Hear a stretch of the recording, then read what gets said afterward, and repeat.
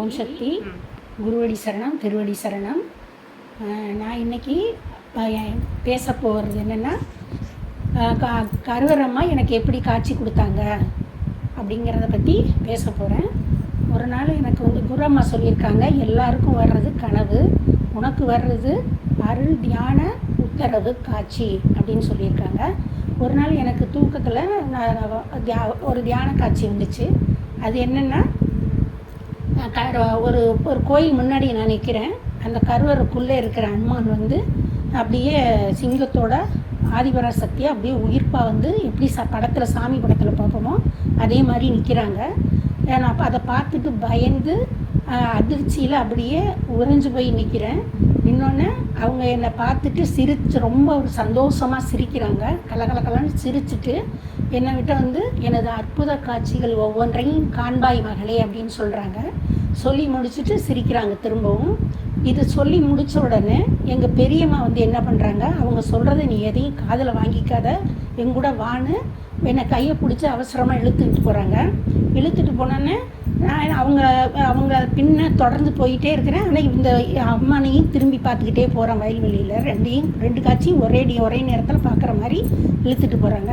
கருவரம்மா என்ன பண்ணாங்க, ஆதிபராசக்தி அம்மா கருவறையை விட்டுட்டு அடுத்தது அர்த்த மண்டபத்துக்கு வந்துட்டாங்க. அர்த்த மண்டபத்துக்கு அதுக்கு நாங்கள் தூரமாக போக போக அதை விட்டு வெளியில் வறண்டாவுக்கு வந்துட்டாங்க. வறண்டாவுக்கு அதோட ஜாலி மூலம் ரெண்டு கையும் பிடிச்சிக்கிட்டு அது ஓட்டத்துவாரத்தின் மூலம் சொல்கிறாங்க, இது நடந்தே தீரும், இதை யாராலும் தடுக்க முடியாது அப்படின்னு சொல்லிட்டு இன்னும் வேகமாக சத்தமாக உறக்க சிரிக்கிறாங்க. சிரிச்சிட்டு இருக்கிறாங்க. எங்கள் பெரியம்மா என்னை பிடிச்சி இழுத்துக்கிட்டே போயிட்டுருக்குறாங்க. இந்த பெரியம்மா யாருன்னா, எங்கள் அப்பாவுக்கு முதல் தாரம் பாலிய வயசில் கல்யாணம் பண்ணி அவங்க 10 வயசுலாம் கோயில் பாம்பு கடிச்சு இறந்தவங்க. அவங்க தான் நாங்கள் எங்கள் வம்சத்தில் 1000 தலைக்கட்டும் கும்பிடுற குலதெய்வம். அந்த குலதெய்வம் தான் எங்களுக்கு யாருக்கு என்ன ஒன்றுனாலும் அவங்களுக்கு தான் நாங்கள் கும்பிடுவோம். அவங்க தான் எங்களோட கனவுல இன்னென்னது பரிகாரம் செய்யுங்க, இன்னென்ன மாதிரி சாமி கும்பிடுங்க, என்னென்ன நோய்களுக்கு என்னென்ன செய்யுங்கன்னு சொல்லுவாங்க. அதன்படி செஞ்சால் எங்கள் தலைக்கட்டில் உள்ளவங்க அத்தனை பேருக்கும் அது சரியாகிடும். அதனால் நாங்கள் கோயிலுக்குன்னு போக மாட்டோம். எங்கள் ஊர் கிராம தேவதை மலையரியம்மன் மாரியம்மன் இருக்குது, அதைத்தான் கும்பிடுவோம் வருஷத்தில். இத்தனை நாள் போல் எங்களுக்கு தெய்வமாக வழிபடுறது எங்கள் பெரியம்மா மட்டும்தான். அப்புறம் குரம்மா எனக்கு என்ன சொல்லியிருக்கிறாங்கன்னா, உனக்கு உன்னை பற்றி சொல், உலகம் என்னை பற்றி தெரிந்து கொள்ளும் அப்படின்னு சொல்லி. நம்ம இப்போ குரம்மா பற்றி தெரிஞ்சுக்கணுன்னா ஃபஸ்ட்டு என்ன பண்ணுவோம், குரம்மா யார், என்ன, அவங்களோட தெய்வ ரகசியம் இதெல்லாம் தெரிஞ்சுக்குவோம். அவங்களோட ஒவ்வொரு செயல்பாட்டையும் புரிஞ்சிட்டா தான் குரம்மாவோட மகத்துவம் நமக்கு புரியும். அதே போல் குரம்மா என்ன சொல்லியிருக்கிறாங்க, உன்னை பற்றி நீ சொல்லினாவே உனக்கு நடந்த அற்புதத்து மூலம் உலகம் என்னை பற்றி புரிஞ்சுக்கும் அப்படின்னு சொல்லியிருக்காங்க.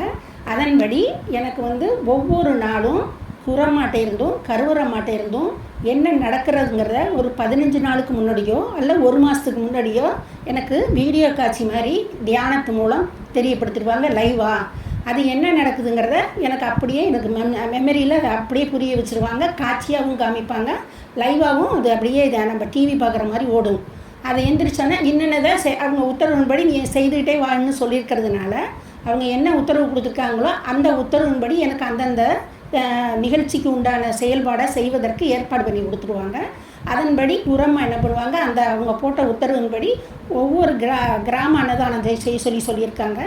அதே போல் குரம்மா எனக்கு உத்தரவு என்ன வந்ததோ அதன்படி நடக்கக்கூடிய ஒவ்வொரு நிகழ்ச்சிக்கும் நான் என்னென்ன செய்யணுங்கிறதையும் அப்படியே பாடமாக எனக்கு நைட்டு அவங்க அந்த தியான காட்சி மூலம் புரிய வச்சுருவாங்க.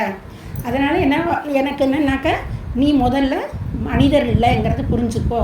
ஏன்னா நம்ம அவதாரங்களுக்கு பரிவாரங்களாக வந்திருக்கோம். இப்போ குரு ஒரு பெரிய பரம்பொருள் அவதாரம், அதுக்கு நீ பரிவாரங்களாக வந்திருக்க. நீ சாதாரண மனிதர்கள் போல அல்ல, நான் சொல்வதையெல்லாம் செய்து கொண்டே வா, நான் சொல்கிற வரைக்கும் அப்படின்னு சொல்லியிருக்கிறாங்க. அதன்படி நாங்கள் ஒவ்வொரு செயல்பாட்டையும் செய்வோம்.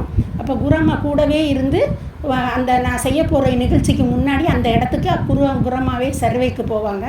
அதே மாதிரி எனக்கு உங்களுக்கு துணையாக சின்னவரோட பாதுகாப்பு இருக்கும் அப்படின்னு சொல்லுவாங்க. அதன்படி ஒவ்வொரு நிகழ்ச்சியிலையும் எனக்கு இது மாதிரி நடக்கும். நாங்கள் இந்த கிராம தெய்வ உத்தரவின்படி நடக்கிறதுனால குரம்மா சர்வேக்கு புறப்படுற மருவத்தூர்லேருந்து சர்வேக்கு புறப்படுறதையும் என்கிட்ட காமிப்பாங்க. இந்த தியான காட்சியில் காமிப்பாங்க. அப்புறம் அந்த சர்வேக்கு போகிறப்போ போயிட்டு வந்து அந்த ஊர், அந்த மாவட்டம், அந்த அந்த இடம், அதே மாதிரி ட்ரெயினில் போகணுமா, பஸ்ஸில் போகணுமா, அது என்ன மாவட்டம், என்ன சாப்பாடு போடணும், அங்கே உள்ள சித்தர்கள், மகான்கள், அந்த தெய்வத்தின் சக்தி, இதெல்லாம் எங்களுக்கு அந்த ஊர் எல்லை தெய்வம் எல்லாத்தையுமே அப்படியே தெளிவாக எனக்கு வீடியோ காட்சி மாதிரி காமிச்சிருவாங்க. காமிச்சிட்டு வந்த பிறகு நீ இத்தனாம் தேதியிலேருந்து நம்ம ஆலய விழாவுக்கு இது ஒவ்வொரு மாதமும் எப்படின்னா நம்ம ஆலயத்தில் 5 விழாக்களுக்கு முன்னாடி அதற்கு முன்னாடி போய் இந்த கிராமத்தில் இந்த அன்னதானத்தை செய்து முடிச்சுட்டு விட்டு நம்ம தொண்டுக்கு எங்கள் மருவத்தூரில் என்றைக்கு தொண்டு ஆரம்பிக்கிறாங்களோ ஆலய தொண்டில் நாங்கள் நிரந்தர தொண்டர்களாக இருக்கிறதுனால அந்த தொண்டுக்கு வர மாதிரி இந்த தேதியை அம்மா அமைச்சு கொடுப்பாங்க. நம்ம இங்கேருந்து புறப்படுறப்ப அம்மா என்ன பண்ணுவாங்க, இந்த கருவறை அம்மா என்ன அலங்காரத்தில் இருக்குதுன்னு காமிச்சிட்டு நாங்கள் தொண்டு முடிஞ்சு 4 நாள் அந்த கிராமங்களில் தங்கி என்னென்ன சாப்பாடு போடுங்கன்னு சொல்லுவாங்க. அந்த சாப்பாடு போட்டுட்டு எங்கே தங்கணும், நாங்கள் எங்கே சமைக்கணும், எல்லா அதையுமே அப்படியே காட்சியாக காமிச்சிடுவாங்க. நாங்கள் சமைச்சு முடிச்சுட்டு இங்கே ஊருக்கு வந்தோன்னே அன்றைக்கு நாங்கள் எந்த நேரத்தில் இங்கே வந்து சேர்றோமோ அன்றைக்கி கருவறைமாவுக்கு என்ன அலங்காரங்கிறதையும் எங்களுக்கு முன்னாடியே தியானத்தில் காமிச்சிடுவாங்க. நாங்கள் இந்த விழாக்கள்லாம் முடிஞ்சிட்டு இங்கே வந்து பார்த்தோம்னா என்ன அலங்காரம் சொன்னாங்களோ அந்த அலங்காரத்தில் அப்படியே கருவறைமா இருப்பாங்க. அந்த மாதிரி ஒவ்வொன்றும் மெய் சிலுக்கிற மாதிரி ஒரு அற்புதங்களை பண்ணுவாங்க. நாங்கள் அந்த கிராமத்தினுக்கு போகும்போது என்ன பண்ணுவாங்க, அந்த நாங்கள் கிளம்ப வேண்டிய தேதியை சொல்லிடுவாங்க. அது என்ன மாவட்டம்னு சொல்கிறதுனாலையும், ட்ரெயினில் போகணுமா பஸ்ஸில் போகணும்னு சொல்கிறதுனாலையும் நாங்கள் அதை முன்னாடியே சர்வே பண்ணிடுவோம்.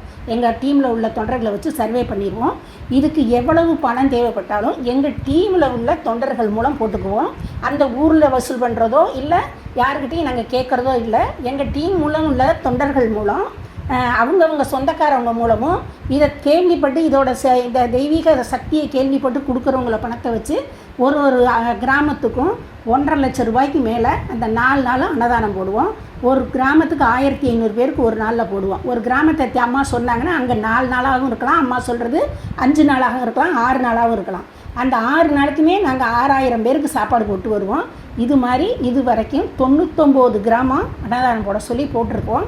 இந்த 99 கிராமத்துலேயும் நாங்கள் புறப்படுற தேதியை சொல்கிறதுனால அந்த இப்போ உங்களுக்கு பாதுகாப்புக்கு நீங்கள் நானும் சின்னவரும் அருவமாக வருவோம் அப்படின்னு சொல்லுவாங்க. அது உண்மைங்கிற நிகழ்ச்சியையும் அது எங்களுக்கு நிரூபித்து காட்டியிருக்காங்க. நம்ம சக்தி தொண்டர் மூலம் சக்தி வக்கீல் மாலதி மூலம் இது உண்மையிலே நிரூபணமாக இருக்குது. அதை நான் அடுத்த வீடியோவில் உங்களுக்கு சொல்கிறேன். இப்பொழுது குரம்மா நடத்தின ஒவ்வொரு அற்புதமும் அப்படியே நம்மள அந்த இடத்த போய் பார்த்தோம்னா நாமளே அப்படியே அசந்து போயிடுவோம். ஏன்னா முன்ன பின்ன போகாத ஊர், முன்ன பின்ன பார்க்காத ஜனங்க அந்த ஊரில் உள்ள அடையாளங்கள் எல்லாம் அப்படியே துல்லியமாக சொல்லுவாங்க. அதை போய் நாங்கள் சர்வே பண்ணி விசாரிக்கிற பொண்ணு அந்த எங்கள் டீமில் இருந்தாங்க. அவங்க ப்ரொஃபஸர் சாந்தின்னு பேர். அவங்க விசாரிச்சுட்டு அப்படியே வேந்து போயிடுவாங்க. அம்மா இப்படியெல்லாம் தெய்வம் பேசணும்னு நான் இப்போ தான் தெய்வமே இருக்குங்கிறத நம்புகிறேன் உங்கள் மூலம் அப்படின்னு சொல்லுவாங்க.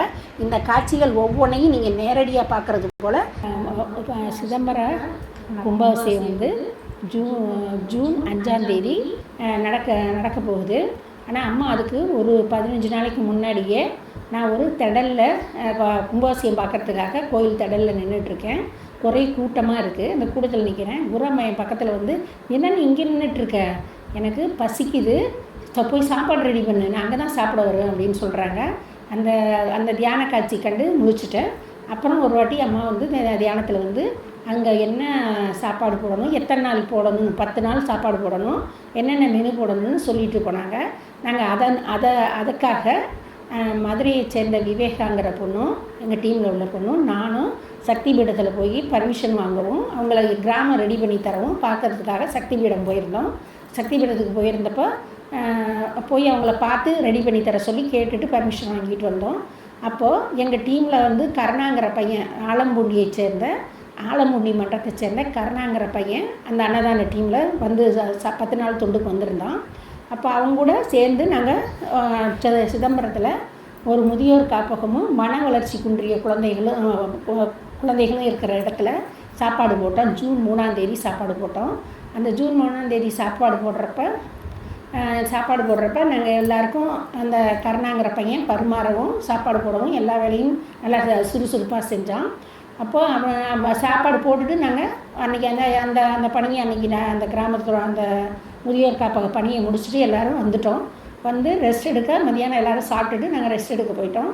அப்போ கருணாங்கிற பையன் கனவுல அவன் போய் படுத்து தூங்கணுன்னே அவன் கனவுல வந்து அந்த முதியோர் காப்பகத்துலேருந்து ஒரு பையன் வந்து என்ன சொல்கிறான், இது வரைக்கும் நீனும் உங்கள் அப்பாவும் செய்த பாவம் பூரா எங்களுக்கு அன்னதானம் போட்டது மூலம் அதெல்லாம் சரியாகி போச்சு அப்படின்னு சொல்லிட்டு, நீ உங்கள் அப்பாவும் நீனும் செஞ்ச பாவம்லாம் இன்னையோடு தீர்ந்துது, அது சரியாகிடுச்சு, இனிமேல் இந்த அன்னதானம் எங்கே நடந்தாலும் அதில் நீ தவறாமல் கலந்துக்க அப்படின்னு தொடர்ந்து இந்த அன்னதானம் எங்கே நடந்தாலும் விட்டுறாத. இந்த அற்புதம் அம்மா நடத்தின பெரிய சித்தாடல்.